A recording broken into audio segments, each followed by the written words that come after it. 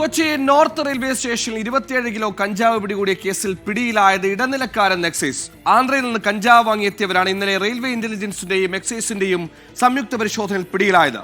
പ്രതികളുടെ ഫോൺ പരിശോധനയ്ക്ക് അയച്ച ശേഷം കൂടുതൽ അന്വേഷണം നടത്തുമെന്ന് എക്സൈസ് പറഞ്ഞു. റീറ്റെയിൽ വിൽപ്പനക്കാർക്കായി എത്തിച്ചതാണ് കഞ്ചാവെന്നാണ് എക്സൈസിന്റെ നിഗമനം.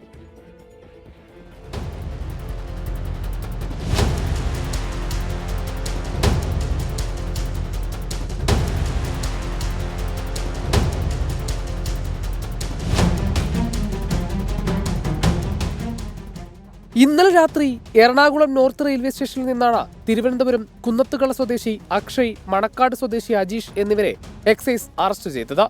ആന്ധ്രയിൽ നിന്ന് 27 കിലോ കഞ്ചാവുമായി എത്തിയപ്പോഴാണ് പ്രതികളെ പിടികൂടിയത്. കോഴിക്കോട് സ്വദേശിയാണ് ആന്ധ്രയിൽ നിന്ന് കഞ്ചാവ് തങ്ങൾക്ക് കൈമാറിയതെന്നും എറണാകുളത്തെത്തുമ്പോൾ ഒരാൾ വന്ന് കഞ്ചാവ് വാങ്ങുമെന്നാണ് പറഞ്ഞിരുന്നതെന്നും പിടിയിലായ പ്രതികൾ മൊഴി നൽകിയിട്ടുണ്ട്. പിടിയിലായ രണ്ടുപേരുടെയും ഫോണിൽ നിന്ന് കോൾ ഡീറ്റെയിൽസ് അടക്കം ഡിലീറ്റ് ചെയ്ത നിലയിലാണ്. ഇരുവരെയും പണം നൽകിയാണ് കഞ്ചാവ് കടത്തിന് ഉപയോഗിച്ചിരുന്നതെന്ന് എക്സൈസ് കണ്ടെത്തി. ലഹരി ഉപയോഗിച്ചിരുന്ന ഇവരുടെ ചിലവുകൾ കഞ്ചാവ് കടത്തുകാരാണ് വഹിച്ചിരുന്നത്.